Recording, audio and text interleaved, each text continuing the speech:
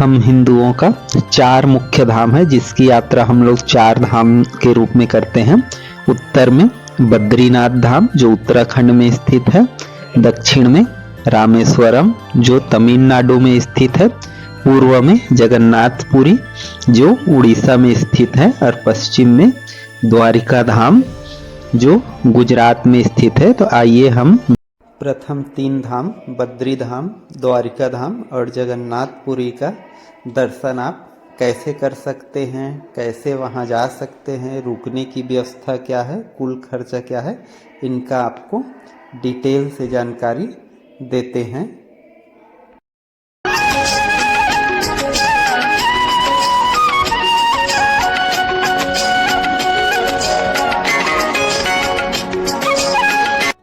Hello दोस्तों, हमारा 3 धामों का दर्शन हो चुका है। केदारनाथ धाम का दर्शन किए हैं आप लोग। अब हम लोग चलते हैं हमारा 4था धाम बद्रीनाथ धाम और उसके लिए हम लोग रेडी हैं।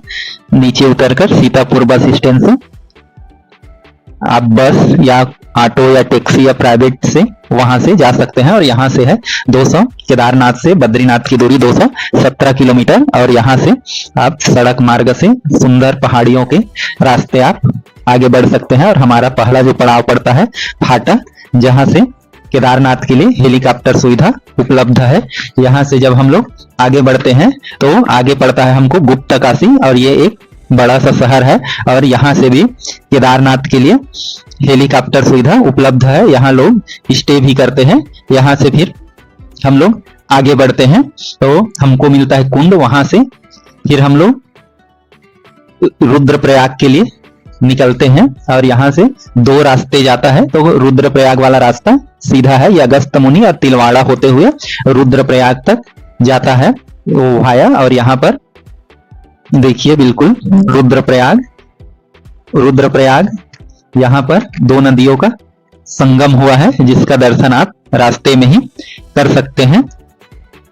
और यहाँ से देखिए ये 2 नदियां मंदाकिनी और अलकनंदा नदी का संगम है। आप चाहे तो यदि आप यात्रा की शुरुआत सीधा बद्रीनाथ के लिए करते हैं तो हरिद्वार और ऋषिकेश से सीधा आप यहाँ आ सकते हैं। वहां से इसकी दूरी 310 किलोमीटर के आसपास पड़ेगा। ऋषिकेश से 15 किलोमीटर दूर आपको ट्रेन की सुविधा ऋषिकेश और हरिद्वार तक मिलेगा। और यहाँ से फिर हम लोग आगे बढ़ते हैं कर्णप्रयाग के लिए। कर्णप्रयाग में अलकनंदा और पिंडर हिम नदी का संगम है। और फिर यहाँ से आगे हम लोग चलते हैं तो नंदप्रयाग मिलता है जहां पर अलकनंदा और नंदाकिनी नदी का संगम है। तो यहाँ पर 3 प्रयागों का दर्शन आप कर चुके हैं। और यहाँ का बिल्कुल सुंदर पहाड़ियों के बीच ये रास्ता कहीं कहीं पर थोड़ा सा खराब होता है लैंडस्लाइड के कारण, और बाकी जगह ठीक ही है। तो लैंडस्लाइड जहां हुआ है वहां पर यदि प्राइवेट या स्वयं की गाड़ी में है तो बहुत सावधानी से गुजरना पड़ता है और एक तरफ को आने जाने दिया जाता है। वहां से आगे बढ़ते हुए ये देखिए कि हम लोग पहुंचते हैं जोशीमठ जो बहुत ही अधिक ऊंचाई पर स्थित है। और जोशीमठ बहुत बड़ा एक शहर है, बद्रीनाथ के पहले प्रमुख शहर है। लोग यहाँ पर भी विश्राम करते हैं। और जोशीमठ ही वही स्थान है जहाँ शीत ऋतु में भगवान बद्रीनाथ की यहीं पर लाया जाता है और यहीं पर उनका पूजा किया जाता है।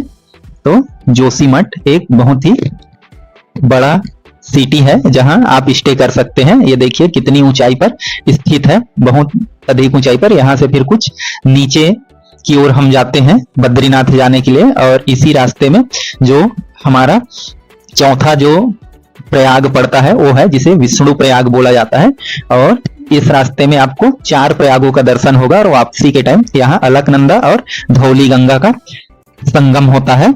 और वापसी में हरिद्वार के रास्ते में देव प्रयाग पड़ता है इधर से वापसी के समय में। तो इधर से जैसे हम आगे बढ़ते हैं रोड थोड़ा सा सकरा सा होते जाता है। और यहाँ से जैसे हम लोग आगे बढ़ते हैं हमको लास्ट पड़ाव मिलता है गोविंद घाट। और गोविंद घाट वो जगह है जहां पर भी आप स्टे कर सकते हैं। और ये सबसे लास्ट स्टॉपेज होता है। इसके बाद सीधा हमको मिलेगा बद्रीनाथ धाम। और यहाँ से देखिए हम लोग थोड़ा सा नीचे उतर रहे हैं तो जोशीमठ से आपको थोड़ा सा मतलब बद्रीनाथ नीचे स्थित है जोशीमठ से।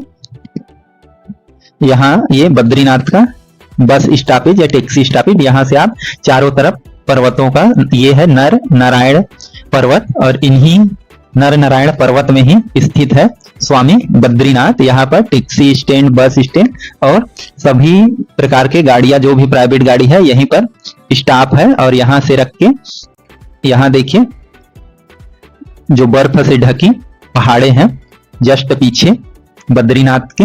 आपको यहाँ पर साल का पहला बर्फबारी हो चुका है और बद्रीनाथ का धाम अक्षय तृतीया को खुलता है और भाई दूज के पास बंद हो जाता है। तो 6 माह तक भगवान बद्रीनारायण का पूजा जोशीमठ में होता है। यहाँ पहली बर्फबारी पड़ चुका है, अब आगे बर्फबारी होते रहेगा। तो जब दीपावली होता है उसके पूजा के बाद ज्यादा पड़ने लगता है। ये यहाँ से अलकनंदा नदी बहुत तेज बहाव के साथ चलता है, देख सकते हैं अलकनंदा का बहाव कितना ज्यादा तेज गति से चल रहा है। और हम लोग चलते हैं अब भगवान बद्रीनाथ के दर्शन के लिए। ये देखिए ये बद्रीनाथ जी का मंदिर ऊपर दिखाई दे रहा है और ये अलकनंदा नदी ऊपर से। तो अलकनंदा नदी के तट पर ही बद्रीनाथ का धाम है और नर नारायण पर्वतों के मध्य या उन्हीं पर्वतों के बीच ये स्थित है। और पीछे में नीलकंठ की पहाड़ियां हैं। यहाँ पर नीलकंठ का भी ट्रेकिंग है। यहाँ से देखिए ये चरण पादुका और जो है ये तप्त कुंड, नारद कुंड, ब्रह्म कमल यहीं से है। और आगे में बद्री धाम का यहाँ चरण पादुका के लिए इधर की ओर जाते हैं। भगवान विष्णु जी का चरण पादुका है। यहाँ पर लोग स्नान करते हैं। तप्त कुंड है ये और तप्त कुंड में स्नान करने के बाद हमारे रोग दोष दूर हो जाते हैं, ऐसा मान्यता है। यहाँ का तापमान 55 से 60 डिग्री के आसपास या कभी कभी उससे भी ज्यादा होता है। और ये है अगला कुंड नारद कुंड, जो ठंडे जल का कुंड है। यहीं से भगवान बद्रीनाथ का मूर्ति मिला था, तो इसलिए ये महत्व रखता है मूल रूप से। और इधर देखिए बिल्कुल खूबसूरत नजारे बद्रीनाथ धाम से, चारों तरफ पहाड़ और यहाँ पर ये स्थित है बद्रीनाथ धाम। यहाँ से आपको थोड़ा सा 2 से 4 घंटे तक में लाइन में लगना पड़ सकता है। ये मान्यता है कि यहाँ जब भगवान विष्णु जी तपस्या कर रहे थे तो उसके वो बर्फ से ढक गए थे, तो माँ लक्ष्मी ने उन पर बद्री पेड़ का जय बद्री नारायण, ये देखिए बद्री भगवान का दर्शन कीजिए, जय बद्री नारायण। और ये शालिग्राम से बना ये वास्तविक मूर्ति है उनका बद्री नारायण जी का, जो 1 मीटर की ऊंचाई वाला है। और यही बद्री नारायण जी का मूर्ति है जो शंकराचार्य जी ने नारद कुंड से निकालकर यहाँ स्थापित किया था। ये शंकराचार्य जी का भी यहाँ पर मूर्ति स्थापित है। ये मुख्य मंदिर देख सकते हैं, दर्शन कर सकते हैं। ये प्रांगण है, ये यहाँ से ये मुख्य मंदिर ये देखिए। और यहाँ पर बहुत सारे देवी देवताओं का भी मूर्ति है जिनका ये आप देख सकते हैं। बद्री नारायण जी का ये मूर्ति यहाँ पर बिल्कुल पीतल का है, इससे आप अंदाजा या बद्री नारायण जी का दर्शन कर सकते हैं कि ऐसे है। और यहाँ से ये प्रांगण से बिल्कुल चारों तरफ अलकनंदा नदी और उसके आसपास ढेर सारे पर्वत श्रृंखलाएं, नर नारायण पर्वत श्रृंखला और नीलकंठ पर्वत श्रृंखला। तो मैं बता रहा था कि माँ लक्ष्मी ने उसके ऊपर वहीं पर उसकी सुरक्षा के लिए, ठंड से, वर्षा से, धूप से बचाने के लिए बद्री पेड़ का रूप धारण कर लिया। ये प्रांगण का दर्शन कर सकते हैं, ढेर सारे मंदिर यहाँ भी है। तो जब बन गई बद्री पेड़ के रूप में तो उससे भगवान विष्णु जी को ये लाइन में लगे हुए लोग, तो उसी के ऊपर पूरा बर्फ पड़ा और जो भी हुआ। यहाँ से चलते हैं चरण पादुका की ओर और यहाँ से तप्त कुंड, तो बताया था मैं यहाँ तप्त कुंड है, तो इधर से हम लोग चलेंगे चरण पादुका का दर्शन करने। तो जब भगवान विष्णु कई वर्षों के बाद जब जगे तो देखा कि माँ बर्फ से बर्फ से ढकी हुई, बर्फ पड़ा हुआ है माँ के ऊपर, तो उन्होंने ही बताया कि उनका नाम उन्हीं के नाम हिसाब से बद्री नारायण, और बद्री का मतलब होता है बेर का जो वृक्ष बना था, तो बद्री नारायण मतलब माता लक्ष्मी का नारायण होता है। तो तब से ये बद्री नारायण रूप इसका पड़ा। और यहाँ से लगभग 3 किलोमीटर ट्रेकिंग के बाद है चरण पादुका। तो ये चढ़ाव है और यहाँ पर मौसम थोड़ा खराब है। खराब मतलब यहाँ बहुत ऊंचाई होने के कारण ऊपर देख सकते हैं बर्फबारी भी शुरू हो चुका है हल्का फुल्का। तो इधर अब बर्फबारी कभी भी होने लगेगा। तो ये चरण पादुका थोड़ी ही दूर में है। और ऐसा भी ये देखिए ये भगवान विष्णु जी का चरण पड़ा था ऐसा माना जाता है, तो यहाँ पर उसके चरणों के निशान है। तो ये चरण पादुका है जिसका दर्शन करके लोग मोक्ष की प्राप्ति करते हैं। यहाँ ये जगह हमारे हिंदुओं में सबसे श्रेष्ठ जगह माना गया है, जहाँ हमारे इष्ट देव विष्णु जी का वास है। तो इसलिए यहाँ पर देखिए थोड़ा सा बर्फबारी भी शुरू हो गया है। और जैसे ये पहाड़ के ज्यादा ऊपर की ओर है तो यहाँ होता है और नीचे तरफ हो सकता है ये ना हो, क्योंकि ऊपर बर्फ से ढका हुआ आप देख सकते हैं। अब आगे हम लोग चलते हैं। ये देखिए यहाँ पर भी बर्फ का माड़ा गांव, जो भारत का प्रथम विलेज कहलाता है आज के डेट में। पहले इसको अंतिम विलेज के नाम से जाना जाता था। ये बर्फ के पहाड़ देख सकते हैं, बिल्कुल यहाँ पर ये बर्फ पिघल रहा है, चल रहा है, फिर गिर जाता है बर्फ। तो इस प्रकार से यहाँ पर और खूबसूरती आपको ज्यादा नजर आने लगेगी। देखिए पहाड़ कितने सुंदर, बर्फ से ढके पहाड़, यदि खुला आसमान हो तो और भी सुंदर। ये देखिए यहाँ हम देख सकते हैं, ये हम लोग पहुंच गए भारत का प्रथम विलेज। अंतिम भी विलेज था पहले, अब आज के डेट में इसको प्रथम विलेज बोला जाता है कि प्रथम। इसके बाद और कोई भी गांव नहीं है पहाड़ी के बाद, जस्ट मतलब हिमालय पर्वत और हिमालय के बाद जो भी दूसरे देश के बॉर्डर है वहां से आ जाएंगे। और यहाँ के प्रमुख तीर्थ स्थल देख सकते हैं, भीमपुल, गणेश गुफा, व्यास गुफा ये स्थित है यहाँ पर। तो ये पवित्र स्थल है कि यहाँ पर गणेश गुफा है, और ऐसा माना जाता है कि गणेश जी ने यहीं बैठ के महाभारत और 18 पुराणों की रचना किया था। जब वेद व्यास जी उसको बोलते थे, ये गणेश गुफा, यहीं पर बैठ के महाभारत की रचना किया था गणेश जी ने। तो ये पवित्र स्थल है बहुत हमारा, और इसीलिए जो बद्रीनाथ है उसको हमारे हिंदुओं का सबसे पवित्र स्थल या बैकुंठ माना जाता है। और यहीं पर एक गणेश जी का मंदिर भी है जहां पर हम गणेश जी का दर्शन कर सकते हैं। और यहाँ से आगे ये देखिए, आगे बढ़ने पर हमको मिलता है, आगे थोड़ा सा ऊपर में वेद व्यास जी का गुफा है। यहाँ पर वेद व्यास जी ने यहाँ पर बैठ के पुराणों की रचना किया था। तो यहाँ पर ये अंदर में बैठ के पुराणों की रचना किया था। और ये जो ऐसे रखा हुआ है पत्थर देख रहे हैं, तो इसको व्यास की, वेद व्यास की पोथी भी बोला जाता है, क्योंकि ये पोथी जैसे है। पत्थर को देखिए, एक पोथी जैसे पहले भोजपत्रम लिखा जाता था उसी नुमा में है, तो इसलिए इसको बोला जाता है। और यहाँ से फिर हम लोग नीचे की ओर चलते हैं थोड़ा, तब हमको यहाँ पर देखिए ये माँ सरस्वती का मंदिर, और ये नदी भी कहलाता है सरस्वती नदी। तेज धाराओं के बीच ये बहुत गति से बहता है। और ये जो पुल देख पा रहे हैं आप, दो पत्थरों के बीच से जो माँ सरस्वती आ रही है, ये जो नदी है ये सरस्वती नदी है। और ये बहुत जल्दी जाके अलकनंदा नदी में समाहित हो जाती है, मिल जाती है। और ये जो पुल दिख रहा है, दो पत्थर, इसे भीम पुल बोला जाता है। ऐसा माना जाता है कि इसी रास्ते से पांडव स्वर्ग का रास्ता गए थे, तो ये दो पत्थरों से उनको जाने के रास्ते में भीम ने ऐसे खड़ा कर दिया था, तो इसलिए इस पुल का नाम भीम पुल है। देखिए माँ सरस्वती कितनी तेज प्रवाह से प्रवाहित हो रहा है, और इसका आवाज बहुत ज्यादा तेज रहता है पत्थरों के बीच बहने के कारण। और इसीलिए गणेश जी ने इनको श्राप दिया था कि जाओ तुम कुछ देर में अपनी आवाज खो बैठो, तो कुछ दूर में जाकर ये अलकनंदा नदी में समाप्त हो जाती है। और ये देखिए यहीं से आगे फिर रास्ता है स्वर्ग का रास्ता। यहाँ से बोला जाता है कि पांडव लोग स्वर्ग गए थे, तो इसलिए इसे स्वर्ग का रास्ता बोला जाता है। तो यदि ये वीडियो आपको पसंद आया हो तो लाइक करें, चैनल को सब्सक्राइब कीजिए। धन्यवाद।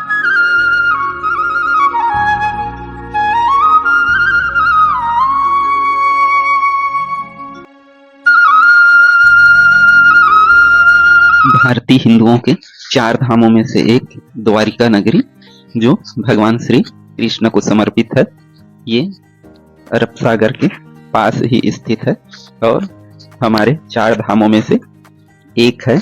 तो आज हम इस वीडियो में दर्शन करेंगे द्वारिका नगरी के प्रमुख स्थलों का। तो यहाँ तक पहुँचने के लिए आपको सबसे अच्छा माध्यम ट्रेन है, और ट्रेन से आप यहाँ तक द्वारिका रेलवे स्टेशन आइए, और फिर द्वारिका रेलवे स्टेशन से आप निकलकर जो भी यहाँ पर साधन, ऑटो या टैक्सी लेकर, यहाँ ये चौक से देख सकते हैं, ये द्वारिकाधीश का द्वार है।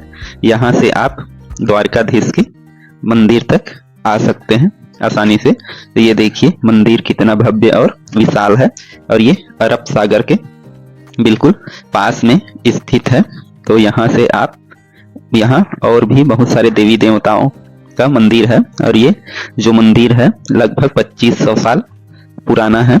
और देख सकते हैं ये चालुक्य शैली में बना है, और इसे भगवान श्री कृष्ण के पौत्र या कहे वंशज इन्होंने बनवाया था वज्रनाभ करके। तो यहाँ पर ये द्वारिकाधीश मंदिर आप देख सकते हैं, ये 5 मंजिला इमारत है और चालुक्य वास्तुकला से निर्मित है। इसके 2 मुख्य द्वार है, एक उत्तर द्वार और एक दक्षिण द्वार, उत्तर द्वार को मोक्ष द्वार बोला जाता है और दक्षिण द्वार को स्वर्ग द्वार। तो यहाँ से आप किसी भी द्वार से दर्शन कर सकते हैं। और यहाँ पर बाहर से ही 2 लाइन हो जाता है, एक महिलाओं का और एक पुरुषों का। और यहाँ पर भगवान श्री कृष्ण का ये मूर्ति है जो दोनों हाथ में काले कलर का है और दोनों हाथ में गदा लिए हुए हैं। बाजारों में, यहाँ पर बाजार है जहाँ से आप मूर्ति ले सकते हैं, खाना खा सकते हैं, हर चीज का आपको सुविधा मिलेगा यहाँ पर। ये देखिए भगवान श्री कृष्ण द्वारिकाधीश का बहुत ही सुंदर ये प्रतिमाएं हैं। और इसके ध्वज को दिन में 5 बार बदला जाता है और ये सुबह 6 से 1 बजे तक और 5 बजे से 9:30 बजे तक खुला रहता है दर्शन के लिए। और इसमें 5 बार आरती होता है और 5 बार ही इसके ध्वजा को बदला जाता है। और ये ध्वजा लगभग 75 फीट बड़ा है। यहाँ से निकलने पर आपको मिलेगा तुलादान मंदिर, जहाँ पर प्रभु बलराम जी का मूर्ति है, विराजमान है। और यहाँ पर तुलादान होता है, लोग यहाँ पर तुलादान करते हैं और जो भी यहाँ पर तुलादान होता है उसी से यहाँ का प्रसाद का वितरण भी होता है। और इसके बाद यहाँ द्वारिका में प्रमुख मंदिरों में है माता रुक्मणी देवी का मंदिर। द्वारिकाधीश मंदिर में माता रुक्मणी देवी बस विद्यमान नहीं है, बाकी सभी लोग वहां पर विद्यमान है। और ये बहुत ही भव्य बना है, लगभग 12वीं शताब्दी में इसका निर्माण हुआ था। और ये माना जाता है कि दुर्वासा ऋषि ने माता रुक्मणी को श्राप दिया था, जिसके कारण 12 वर्षों तक उनको यहाँ पर रहना पड़ा था। और दुर्वासा ऋषि का इच्छा था कि कृष्ण और माता रुक्मणी उनको ले जाए, तो यहाँ पर उनको प्यास लगा था, तो पानी पीने के पहले उन्होंने दुर्वासा ऋषि को नहीं पूछा पानी के लिए, इसलिए उनको श्राप दिया गया था। आगे यहाँ का प्रमुख स्थल है नागेश्वर ज्योतिर्लिंग, जो 10वां ज्योतिर्लिंग है। तो यहाँ तक आपको जाने के लिए द्वारका रेलवे स्टेशन आना पड़ेगा। और यहाँ से ही, जैसे ये द्वारिका रेलवे स्टेशन का बाहर का नजारा, तो यहाँ से जैसे हम लोग ये चौक आते हैं तो यहाँ से ये द्वारिकाधीश का मंदिर जाते हैं और इसके सामने साइड से, इस साइड से हम लोग चलेंगे नागेश्वर ज्योतिर्लिंग का दर्शन करने, जो द्वारिका से लगभग 17 किलोमीटर की दूरी पर स्थित है। और 12 ज्योतिर्लिंगों में ये 10वां ज्योतिर्लिंग है। और इस जगह को दारुण वन भी बोला जाता है। और यहाँ पर जैसे हम लोग देखिए प्रवेश करते हैं तो ये है नागेश्वर ज्योतिर्लिंग। और यहाँ पर भगवान महादेव का ये 80 फीट ऊंचा बना स्टेचू सबसे आकर्षण का केंद्र होता है और ये बहुत ही भव्य बना है। तो द्वारिका में स्थित ये ज्योतिर्लिंग जो भगवान महादेव का 10वां ज्योतिर्लिंग है और ये गेट है, यहाँ से हम लोग अंदर चलेंगे दर्शन करने के लिए। तो यहाँ पर ये पहला ऐसा ज्योतिर्लिंग है जहाँ पर मोबाइल वगैरह का प्रतिबंध नहीं है, लेकिन बाहर से देखने के लिए, गर्भगृह से आपको दर्शन करने के लिए यहाँ मोबाइल जमा करना पड़ेगा। और यहाँ उतना ज्यादा अन्य ज्योतिर्लिंगों की तुलना में भीड़ कम होता है। जैसे यहाँ से आप घुसेंगे, ये मुख्य गेट है, मतलब बाहर का गेट, और यहाँ से हम लोग जैसे ही अंदर प्रवेश करते हैं प्रांगण में तो हमको भगवान भोलेनाथ का बहुत ही विशाल प्रतिमा देखने को मिलेगा। और यहाँ आपको मोबाइल से आप बाहर से गर्भगृह को देख सकते हैं और यहाँ पर ऐसा कोई भी प्रतिबंध नहीं है। और यहाँ ये माना जाता है कि भगवान भोलेनाथ और माता पार्वती नाग और नागिन के रूप में विद्यमान है, इसलिए यहाँ पर भगवान भोलेनाथ और माता पार्वती का जो पूजा है वो नाग और नागिन के रूप में किया जाता है। यहाँ से आप देख सकते हैं, ये गर्भगृह है ऊपर से। और यहाँ से जो फ्री वाले हैं, मतलब जिनको कोई भी शुल्क नहीं देना पड़ता, वो यहाँ से दर्शन करते हैं। ये मंदिर बहुत ही भव्य है, यहाँ देखिए लिखा हुआ है 12 ज्योतिर्लिंग। तो यहाँ से, और जो मंदिर जाना चाहते हैं वो 200 रुपए का टिकट लेकर जा सकते हैं, लेकिन आपको वहाँ धोती मिलेगा मंदिर ट्रस्ट तरफ से और आपको वो चीज पहन के अंदर जाना होगा। तो यहाँ पर भी आप अंदर जा सकते हैं, लेकिन 200 रुपए का टिकट लेना पड़ेगा और आप फिर भोलेनाथ का दर्शन गर्भगृह में जाकर छू कर भी उसको जल अभिषेक करके कर सकते हैं। लेकिन गर्भगृह में मोबाइल आपको अलाउ नहीं होगा। यहाँ पर माना जाता है कि भगवान भोलेनाथ ने दारुका नामक राक्षस को हराया था या उसका वध किया था, तो ये पहले उसी के प्रकोप में था द्वारिका नामक राक्षस से, और भगवान शिव जी यहाँ पर प्रकट हुए और उस द्वारिका नाथ जो दारुका नाम के राक्षस है उसको यहाँ से बाहर जाने के लिए भगाया था या जाने को किया था। तो जब से यहाँ पर प्रकट हुए तो इसके द्वारिका वन के नागेश्वर भी बोला जाता है। और यहाँ पर आने का जो बहुत अच्छा समय होता है वो महाशिवरात्रि के आसपास। तो नागेश्वर महादेव आप सबकी मनोकामना पूर्ण करें। अगला यहीं पर 5 किलोमीटर की दूरी पर स्थित है गोपी तालाब। गोपी तालाब बहुत ही विशाल है और यहाँ पर ये मान्यता है कि गोपी तालाब वही स्थल है जहाँ पर जो गोपियां हैं उन लोग अपना देह त्यागे थे।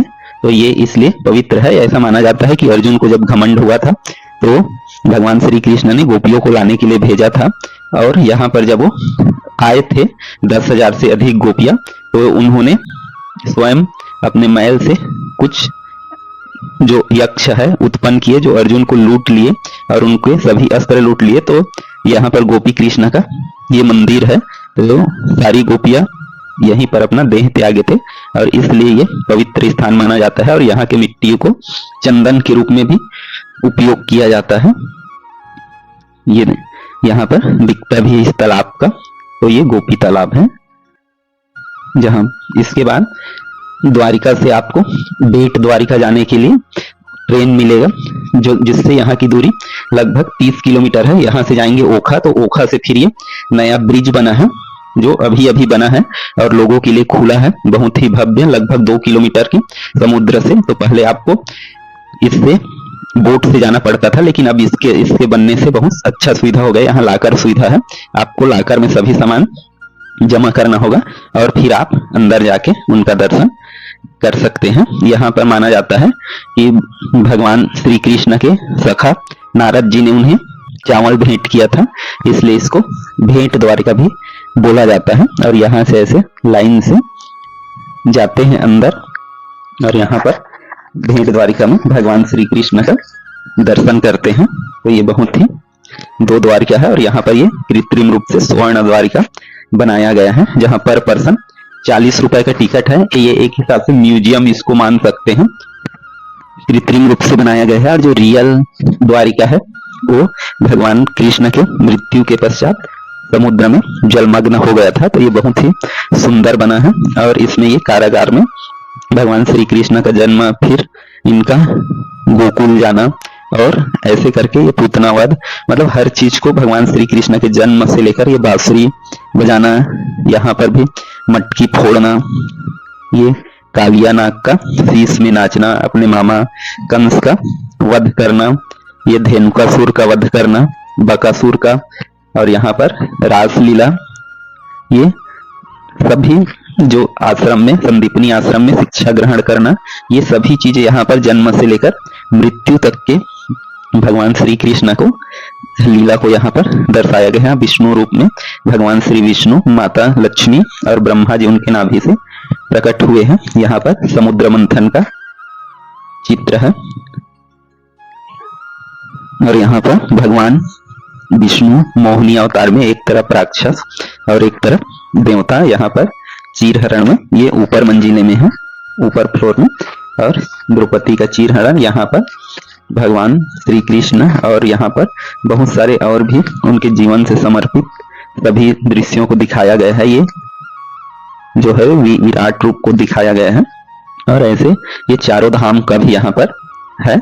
और ये बहेलिया द्वारा श्री कृष्ण जी को बाण मारने का भी दिखाया गया है यहाँ पर।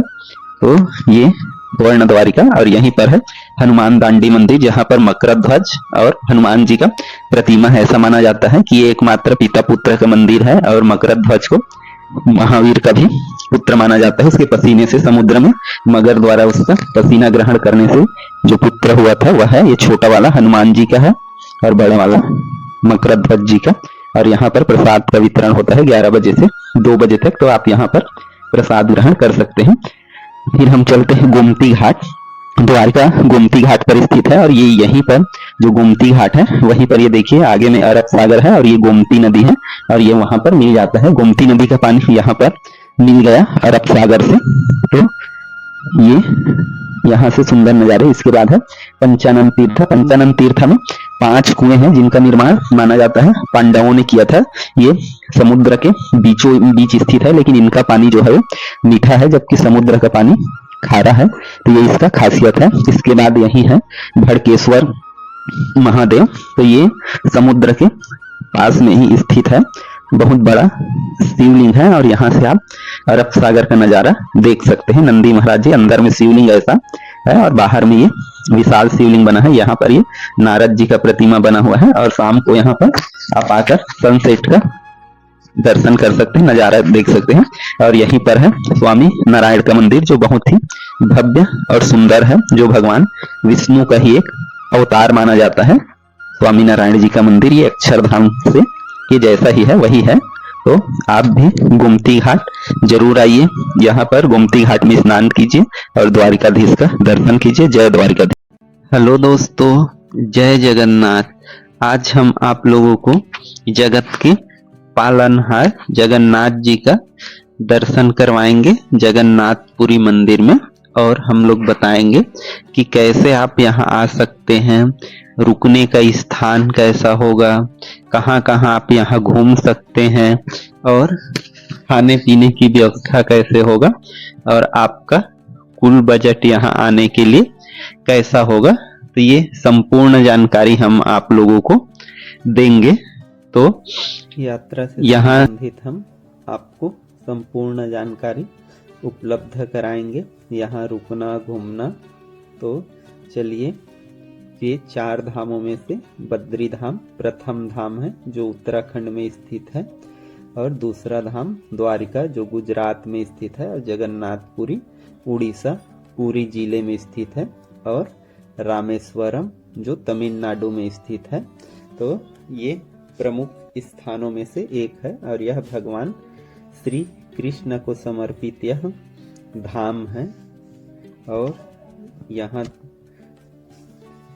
आकर आप बहुत जगह को घूम सकते हैं। तो यहाँ आने के लिए आपको ट्रेन से सबसे उपलब्ध प्रमुख साधनों में से एक है। वहाँ आकर आपको केवल 2.5 किलोमीटर की दूरी पर मंदिर स्थित है, वहाँ से आप ऑटो लेकर आसानी से मंदिर तक पहुँच सकते हैं। तो ये सबसे आसान साधन है। यदि आप फ्लाइट से आना चाहते हैं तो आपको बीजू पटनायक हवाई अड्डा भुवनेश्वर में उतरना होगा, वही नियरेस्ट एयरपोर्ट है, और वहाँ से लगभग 55 किलोमीटर की दूरी पर ये जगन्नाथपुरी का मंदिर स्थित है। तो वहाँ से आप आसानी से टैक्सी या बस से यहाँ पहुँच सकते हैं। और यहाँ पर अब बात करते हैं हम लोग रुकने की। तो आप यहाँ आसपास में ही आपको बहुत सारे धर्मशाला और होटल मिल जाएंगे, जहाँ पर आप रुक सकते हैं। यदि आप प्राइवेट होटल में रुकते हैं तो 1000 से 2000 में अच्छे रूम आपको मिल जाएंगे। साथ में यदि मंदिर ट्रस्ट के तरफ से जो उपलब्ध होता है उसमें आप चाहें तो उसमें रुक सकते हैं। उसमें 1200 से 1500 में बहुत अच्छे रूम आपको मिल सकते हैं।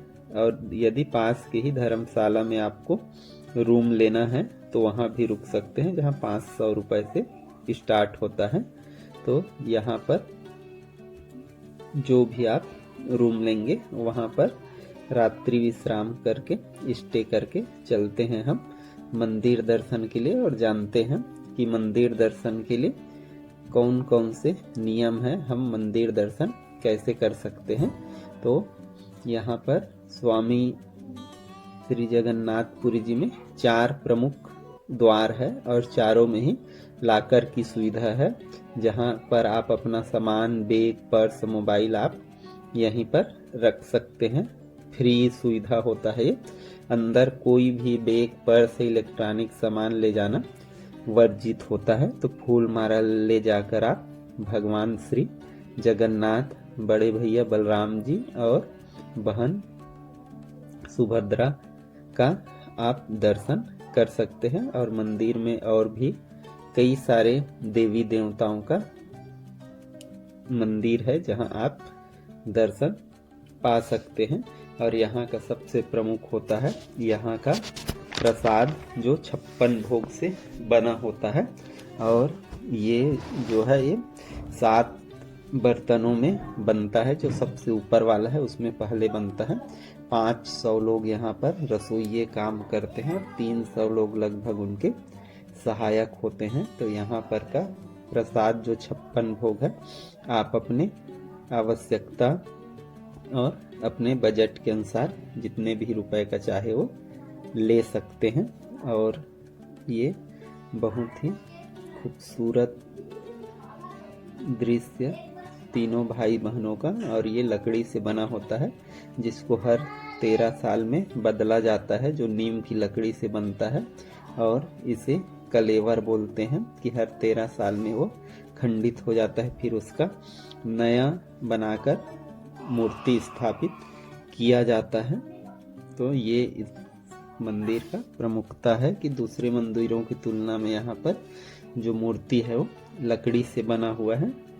जगन्नाथ जी, बड़े भैया बलराम और बहन सुभद्रा का। और यहाँ शाम का नज़ारा बहुत सुंदर होता है लाइटिंग में। और यहाँ घूमने के लिए बहुत सारे जगह है। यहाँ साल में अक्षय तृतीया के समय जो रथ निकलता है वो बहुत ही भव्य होता है। पूरे देश के श्रद्धालु यहाँ आते हैं और उससे 15 दिन पहले दर्शन बंद हो जाता है, फिर रथ यात्रा के पश्चात ये होता है। और यहीं से फिर आप गोल्डन बीच जा सकते हैं, जो 1.5 किलोमीटर की दूरी पर स्थित है। और ये बहुत ही सुंदर स्थल है। शाम के समय यहाँ लोग सनसेट देखने आते हैं कि यहाँ का नज़ारा बहुत ही सुंदर है। आप स्विमिंग कर सकते हैं यहाँ पर, केमल राइडिंग, हॉर्स राइडिंग, इनका आप आनंद उठा सकते हैं। और यहाँ का जो सनसेट है वो बहुत ही सुंदर होता है। और इसके पश्चात फिर से आप वापस आ जाइए शाम को। और यहाँ पर जो जगन्नाथ स्वामी मंदिर के चारों ओर परिक्रमा पथ बना है उसका आप आनंद ले सकते हैं। बहुत ही सुंदर ये कॉरिडोर बना हुआ है, विकसित किया गया है इसमें। और इस रास्ते में भव्य मंदिरें हैं। सबसे प्रथम मंदिर भगवान श्री कृष्ण जी का है, उसके पश्चात श्री हनुमान जी का मंदिर है।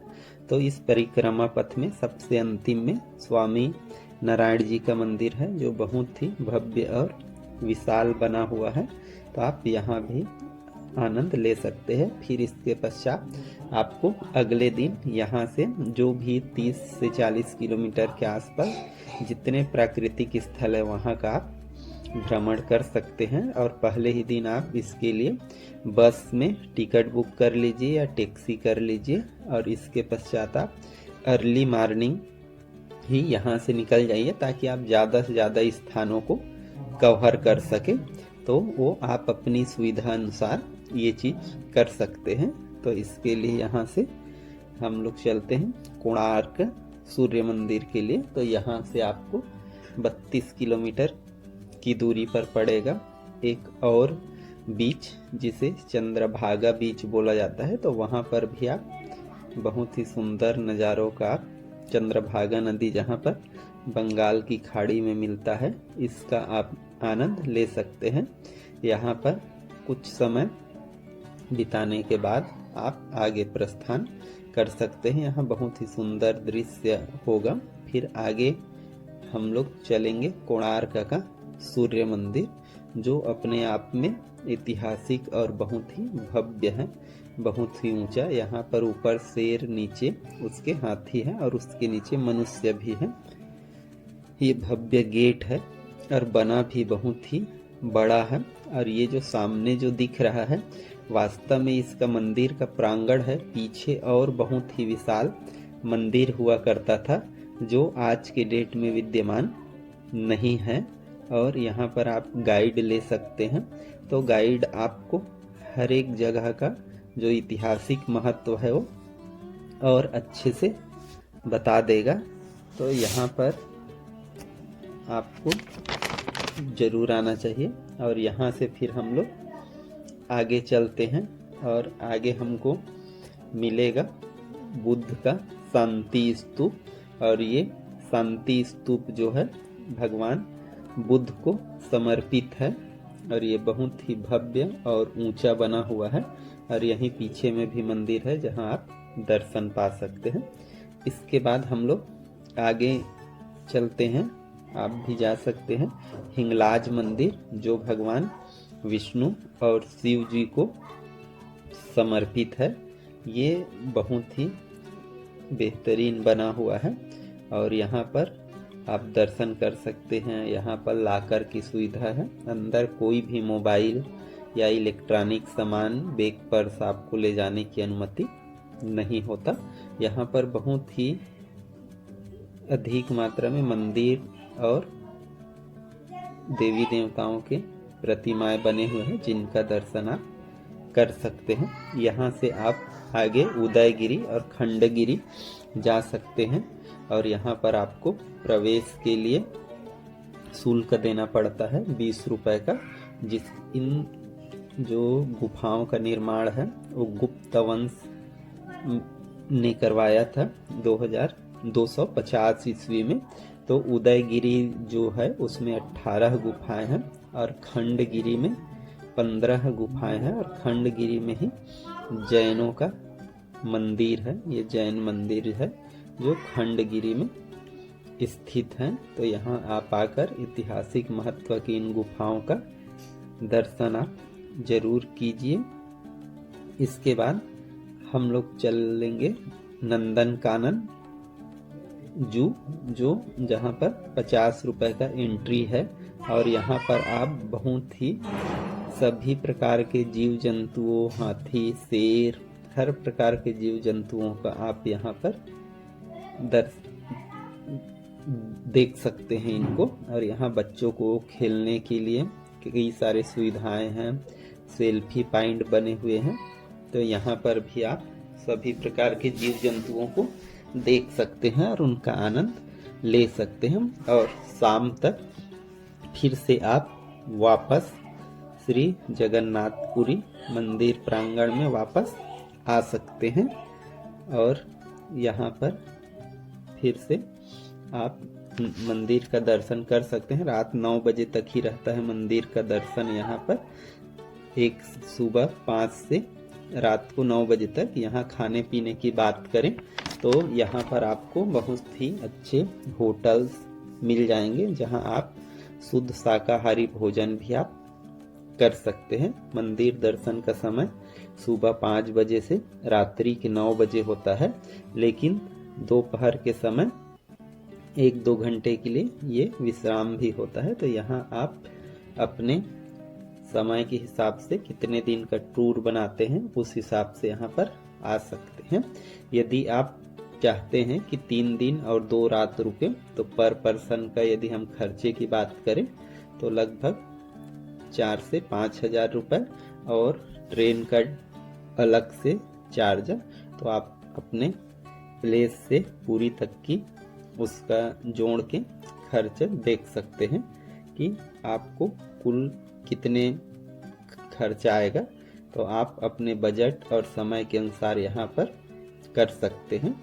तो यहाँ पर आने का सबसे जो अच्छा समय होता है वो होता है अक्टूबर से मार्च। मार्च से जून तक यहाँ बहुत ज़्यादा गर्मी होता है और फिर जून से सितंबर तक यहाँ बहुत ज़्यादा बारिश होता है। तो ज़्यादा बेटर है कि अक्टूबर से फरवरी मार्च के बीच में आप यहाँ आकर भगवान श्री जगन्नाथ जी का दर्शन कीजिए और अपने जीवन को धन्य कीजिए।